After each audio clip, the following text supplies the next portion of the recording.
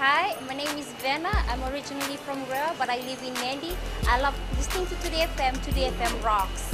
Bula, I'm John from Kornabuan, Papua. I love listening to Today FM. It rocks. Bula, I'm Teopola. Bula, I'm Makanisi. We love listening to Today FM because it rocks in Ba. Bula, my name is Isal. I've been listening to Today FM. Today's hit music on Today FM. In the news tonight, Commerce Commission investigates dialysis treatment cost. Authorities work to stop possible oil spillage from Sunken ship. And work begins on the tourism development plan. From the studios of FBC Suva, Amrita Sagar. The Fiji Commerce Commission is now carrying out an investigation in relation to the cost of dialysis treatment. On an average, a patient spends between $450 to $750 per week on dialysis treatment. Pranita Prakash reports. The Fiji Commerce Commission has received a few complaints in relation to the cost of dialysis treatment. We had received 2 last year, and subsequently the complaint that we have received this year, it is currently under investigation. Abraham says they are looking into various aspects of the treatment. The cost of injections, the cost of dialysis, the cost of treatment per se. So what we are looking at is what is the breakdown, what is the composition of getting the said treatment. Because we understand that at least the injection that is that is used in the dialysis treatment, when we looked at the price control list in 2011, that was part of the price control list. So we are looking at it both from the complaint angle and as well as the price control on the pharmaceutical area as well. Kidney Foundation of Fiji, which was the first dialysis center in the country, charges $250 for treatment per session. President Diwan Maharaj claims Fiji has the cheapest dialysis treatment. We are a charitable organization. We are not supported by the government. If the taxpayers are asking for the reduction, they should talk to the government. Maharaj says they have to look after its 13 staff and manage other expenses as well. Meanwhile, the Ministry of Health is also expected to reveal their plans soon to make dialysis treatment affordable. Pranita Prakash, FBC News. The MV Southern Phoenix, which sank in the Suva harbour yesterday morning, has been towed away. Fiji Ports Corporation Limited says the sunken vessel has been moved from the south end of the Princess Wharf to avoid damage to the wharf and to allow ships access. Anna Ravula reports. The corporation says it's collaborating with the Maritime Safety Authority and has deployed oil spill equipment to mitigate any possible oil spill or damage to the environment. All floating loose cargo have been secured and confined to the south end of the wharf, while the vessel owner has begun retrieving the containers from the water. Divers from Dive Centre Fiji and the Fiji Navy are also assessing any possibility of major oil spills. There was a minor oil spillage from the hydraulics and diesel fuel, but the FPCL says it's not a major threat to the environment. Cruise Holdings Limited, the owner of MV Southern Phoenix that sank early yesterday morning, has begun investigations. The company, in a statement this morning, says the cause of the incident is unknown and is being looked into. After loading at the main wharf on Friday night, the vessel developed a lease to port and later sank after being moved from the main wharf. All crew are safe. Ana Ravulo, FBC News. An inquiry is now underway to find out who the actual office bearers of the Fiji Taxi Association are.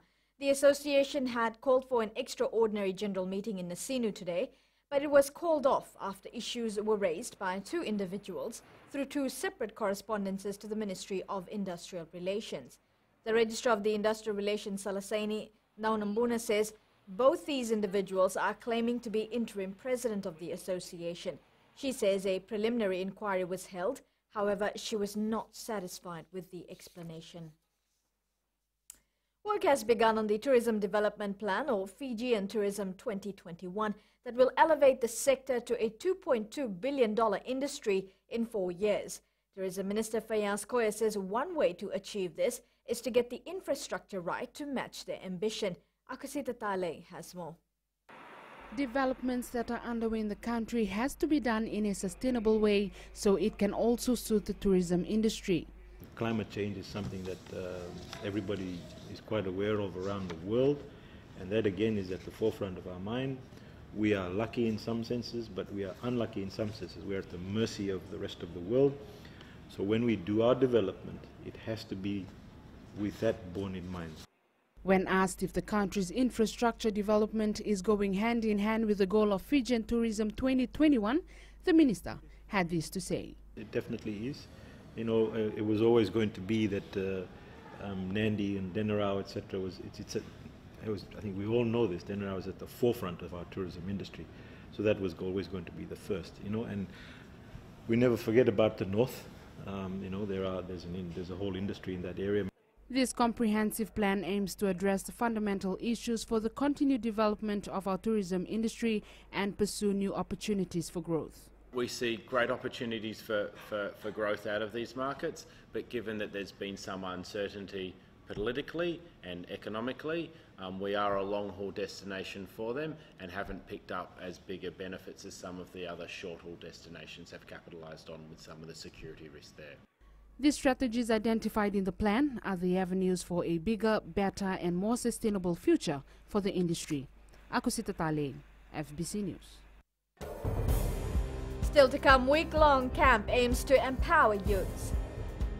And in Successful Fijian segment, we look at the journey of artist Ateda Ravuvu. Stay with us.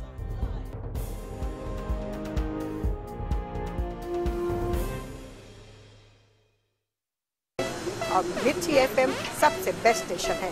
हमारा नाम मिर्ची है, हम golden तापुआ में रहता है और mirchi is hot in तापुआ। Hi, we Bagels. We love Mirchi FM because it's hot. निवेश तापुआ में रहता है, सुनता है यहाँ मिर्ची FM is very hot. Mirchi FM, it's hot.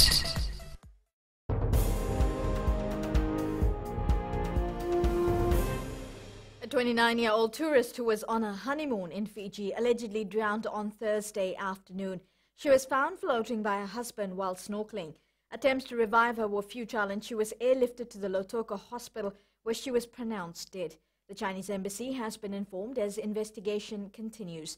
The woman got married in late April and came to Fiji for her honeymoon.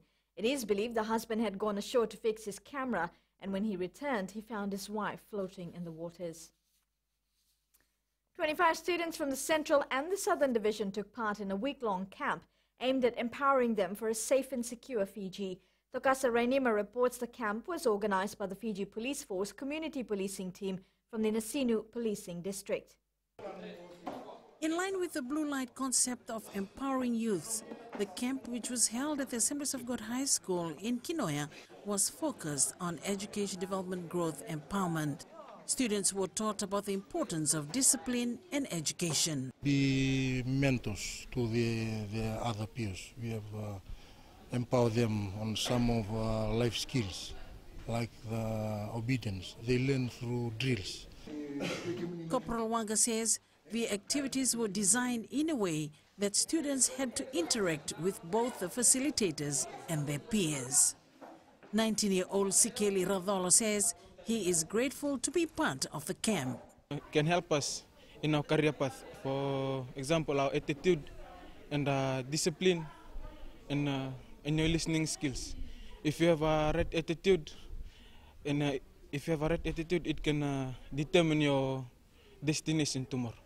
Similar sentiments were echoed by 19-year-old Ilyas Abakaruru, who says he hopes to be a positive influence to his peers. Day one of camp, I've seen a lot of change until now. Attitude has been improved to all of us, and attitude today will determine your future. The camp was held in partnership with AusAid and UNICEF. Tokas Rainima, FBC News. The Pacific Islands of Association of NGOs will host a global gathering of civil society organizations in Suva this year. This has been made possible after a signing of MOU between Piango and the World Alliance for Citizen Participation, or Civicus, today. Anna Ravulo has more.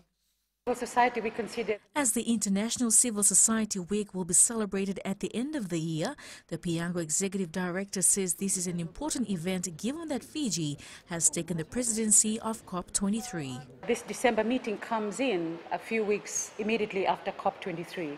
Fiji being the presidency of COP This meeting will provide an opportunity for international civil society to consider the outcomes of the COP meeting. The Civica's Secretary General says solidarity is important in the Pacific as climate change is higher on the region's agenda. It's also about what we as citizens need to do to ensure climate justice.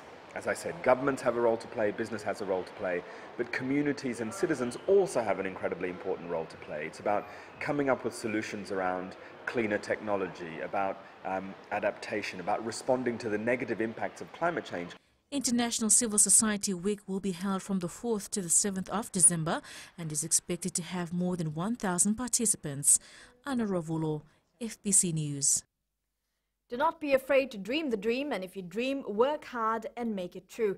In our Successful Fijian segment tonight, we look at the journey of Ateda Ravuvu, who is a choreographer, a mother of two, a wife and an opportunist.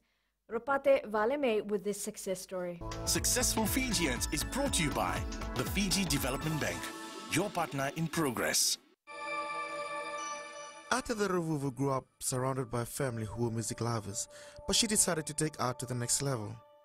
Well, I grew up in Lolesuva, and I grew up in a very musically family on one side and a very academic on the other side. My maternal grandfather, Dr. Mano Masi, was a composer of Fijian music, and my mother was a singer for the Waisiliva 80, so I pretty much grew up with all that happening. 34-year-old wanted to become a performing artist from an early age. It was when she joined the University of the South Pacific that she took her first step as an artist. And to university, I met Alan. I discovered there was a dance group that was led by Alan Alo, and I decided that I wanted to go and join them. And from there, it just took off. Coming from a family of musicians, she decided to bend the rules and become a performing artist. She dedicated her journey to her mother, Asenada Ravuvu, and her husband.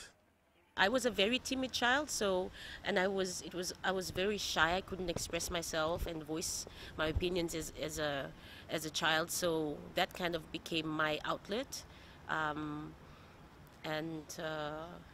think that's what really got me. I started to understand that there were other ways to say something.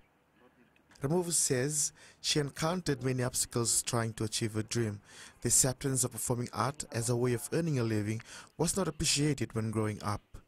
The passion was so great that I was hiding it from her, and I just really wanted to prove myself to her that this is the talent that I knew I had in me, that was God-given, and I wanted to use that to empower others. So I think just at one point in time, it was having to prove myself that art actually can sustain, the artist. Focusing on her dreams, she built it to establish a new music, dance and drama school scheduled to be launched in July. The move determines her to be a beacon of light to the younger generation. Be the naive dreamer and think I'll be dancing till I'm 100 on stage, performing as a dancer. So I thought, if there is another way, I could use what I have gained to help all those others who come after, to allow them to, those who are artistically inclined and are passionate about the performing arts, to allow them to live that dream. Juggling dance, school and two children, she said that it's like having two sets of children. Priority as a mother, that always has to be my first priority as a mother. So, you have to cater for the needs. I have to cater for the needs of my children. I have to cater for the members. It is quite a challenge. The name of the music school is Moana Loa. Well, it will have 4 different departments. There's music that hasn't really taken off. There's dance, there's theatre, and then there's aerial. What she's trying to do is to create art that encompasses these 4 genres to build young artists. The school motto is creating possibilities, realizing dreams, and love universally. Ropate Valeme, FBC News. Successful Fijians was brought to you by the Fiji Development Bank, your partner in progress. Coming up in sports, Suva hopes to maintain unbeaten run in Skipper Cup competition. Andreas Kautonga and McCoy cleared to play in the Fiji Fact. Find out more after the break.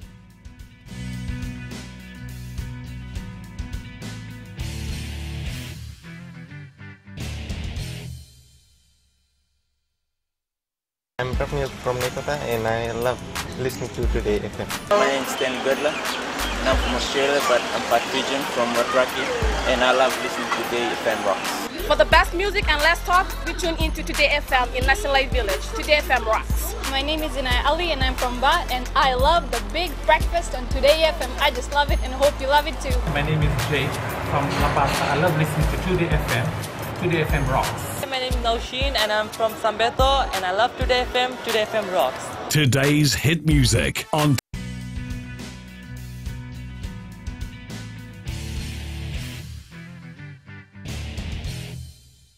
The Suva rugby players gave an early Mother's Day present to their wives and mothers after defeating Nanranga 21-10 in the second round of the Skipper Cup competition. Both teams displayed an entertaining performance at Buckers Park yesterday, but the capital side dominated the opening encounter, capitalizing on Nanranga's mistake. Melita Vanga reports. Through the end, they're over. Suva have got the try. Suva has maintained its unbeaten record in the 2017 Skipper Cup competition. So acknowledge the good performance by Nanranga. So if we give a little inch to Nanranga in terms of the attack, will be exposed and they can score more tries. So we were a bit composed in our defense, and that shut out the good attacking status from Nandro. Captain John Stewart says it was a close game played under heavy foot. Very physical and tough match, especially playing against Nanranga. As you all know, Nanranga is a very champion team, and they can go a long way. Straight from first minute till the 80th minute, we know. Still, Nanranga will still always come for us. Nanranga rugby captain Setefano Somoda says they will now work on their mistakes. Learning experience for our young boys. Now they've come and taste what is skipper rugby is like. And I think they've learned a lot of lessons today. We'll go back, we'll rest tomorrow, then we'll start working again on Monday. Suva will play Namosi while Nanranga will battle Northland in the third round of the competitions next week. Melita Vanga, FBC Sports. Meanwhile, the Sarua rugby side defeated Nasinu 27 in the second round of the Vodafone Vanua Championship yesterday. Sarua's tries came from Emosi Lutanaika and Mitieli Lotawa. And in other matches, Rewa beat Northern Bulls 24-5, Tailevu Bua drew at 11-all, and Lotoka edged Ba 15-13, while Overlau beat Takandrove 24-17. Tonga defeated the Fiji Mbati team 26-24 in a brutal encounter at the Campbelltown Stadium in the Pacific Test match last night. Mbati was leading 18-14 at halftime. Both sides went blow for blow in the final 7 minutes until the Tongan side had the last say to defeat Fiji for the first time in their history.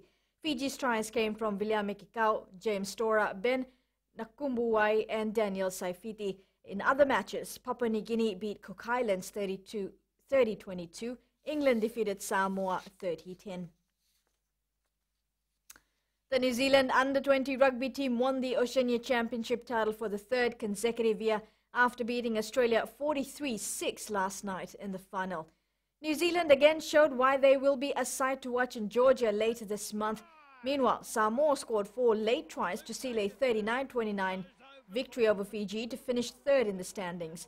Fiji will now look forward to August when they will contest the World Rugby Under-20 trophy in Uruguay in the hope of succeeding Samoa as champions to earn a return to the elite tier in 2018. The Vodafone Fiji Sevens team is anticipating tough competition in its pool matches at the Paris tournament next weekend. Coach Gareth Baber says no team can be underestimated as they have the potential to upset any side regardless of their standings on the series table. Melita Vanga reports.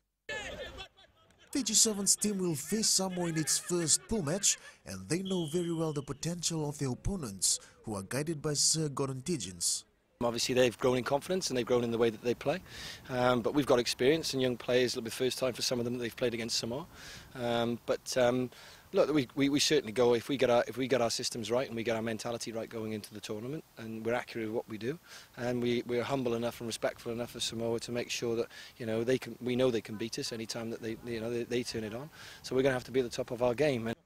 Coach Gareth Baber says players will need to execute their plan well on the field. A team plays us, as you've seen, be it America, England, be it Argentina. It's their cup final. I want that to continue, and I want, obviously getting wins is an important part of that. But people want to beat us, and that's a good challenge for us to have, because it means that we've got to stay at the standards all the time, and those new boys coming in have to match those standards. Captain Osea Colinisau says the team knows how stiff the competition will be.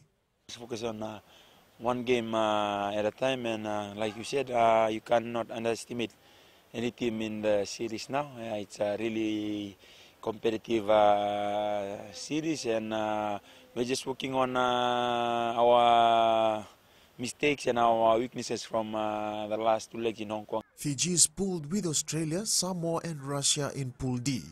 Melita Wanga, FBC Sports. Good news for the Rewa soccer fans ahead of the 2017 Vodafone Fiji FAC tournament. Azamani McCoy and midfielder Samuela Kautonga have been given the green light to play for the team. This was confirmed to FBC News by the Fiji Football Association Chief Executive Mohammed Yusuf. Melita Wanga reports. Amani McCoy and Samuela Kautonga were suspended by the Fiji Football Association 6 weeks ago when they failed a random test. Kautonga and Amani McCoy will play for Rewa because we did the second test on the drug test, and they proved negative. So we've just written a letter clearing them. They can play at all levels. Fiji FA Chief Executive Mohammed Yusuf says Ilimotama Chese of Nandi has also been cleared to play. Chese was suspended for violating the transfer regulations in February this year. Get back is the star sweeper Chese back in to play for Nandi because he has served his suspension and the fines. There's an arrangement between Nandi and Fiji FA. Rewa football coach Marik Rondu has welcomed the association's decision. We didn't have the services for the last 4 games in the Lesser League. I think we lacked depth in the last 4 games. So with the inclusion for Fiji FA, I think it will bring about some relief to the team and same time for the fans as well.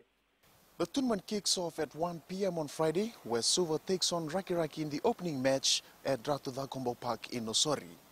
Melita Wanga, FBC Sports. Nabua thrashed Northland Tailevu 10 points to 2 in the Vodafone Senior League match this afternoon. Looking at other match results, Tailevu Netasiri hammered Vatukola 29-0 at the Fiji FA Academy grounds in Ba. The Crusaders embarrassed the Bulls this morning, scoring 10 tries as they flogged them 62-24. The win ended a 5-match losing streak in Bulls territory for the Crusaders. The Blues beat the New South Wales Waratahs by 7 points in their Super Rugby clash in Sydney last night. The Blues accounted the Waratahs 40-33 at Alliance Stadium. Sharks looked comfortable in beating the Western Force 37-12 at Kings Park last night. Sharks scored 4 tries to the visitors' 2, which has strengthened their grip on second position in Africa Conference. Here are the scores. Meanwhile, Chiefs beat Queensland Reds 46-17, while Jaguars defeated Sunwolves 46-39. Well, in boxing, Canelo Alvarez put on an absolute boxing clinic, shutting down Julio Cesar Chavez Jr. with an emphatic performance, scoring a unanimous decision win 120-108 on all 3 judges' scorecards in the light middleweight championship. Alvarez was never in any danger throughout the fight, simply toying with Chavez Jr. most of the night. We're finding out this one's scheduled for 12 rounds. You look at the musculature of Alvarez and it lets you know that he can be a full-fledged middleweight. In September, round 2 from Canelo. Junior right there with him. Junior wants to get Alvarez along the ropes. Now some blood from the nose. Good shots from Junior though. Right from Canelo. 30 seconds to go in the third. Canelo Alvarez digging to the body. And it was smart of Alvarez to get off those himself too. He's wondering, okay, what am I going to do in here with this guy as he eats those jabs? Giving more instruction than most of their corners. Body shot. Canelo. 1-2. Respiro, respiro.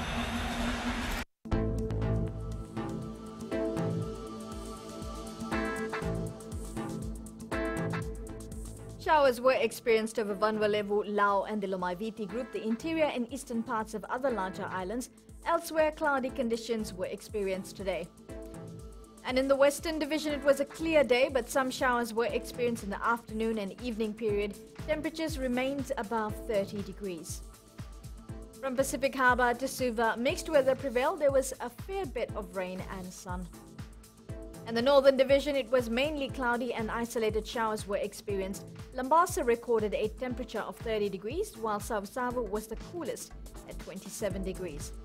Now at sea, moderate to fresh south to southeast winds, moderate to rough seas.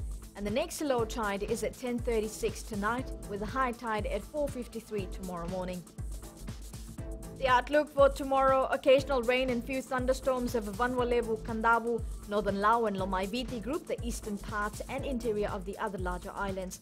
Elsewhere, showers, especially in the afternoon or evening, and isolated heavy falls may lead to flash flooding. The outlook for Monday: occasional showers and few thunderstorms over most places.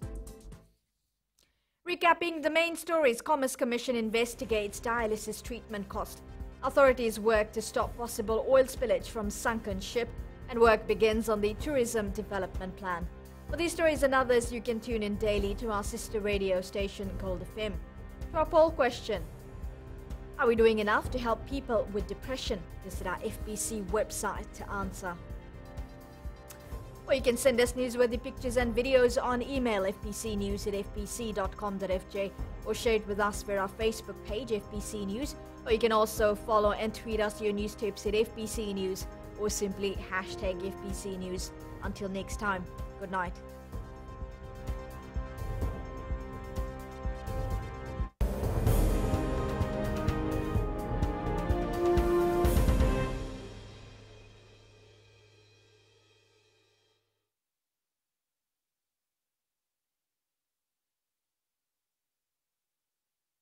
Wea o te witarokuta mai whanokula and rasa lotoka do ba talita kana warong na radio Fijian.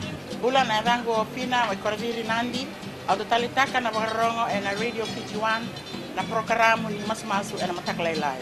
Wea o tone kurinambila mai vunangoru na makete hinga toka kwe do talitakina na warong na radio Fijian gena na Lomaiviti. Na radio Fijian na Lomaiviti na vonga ni BNN.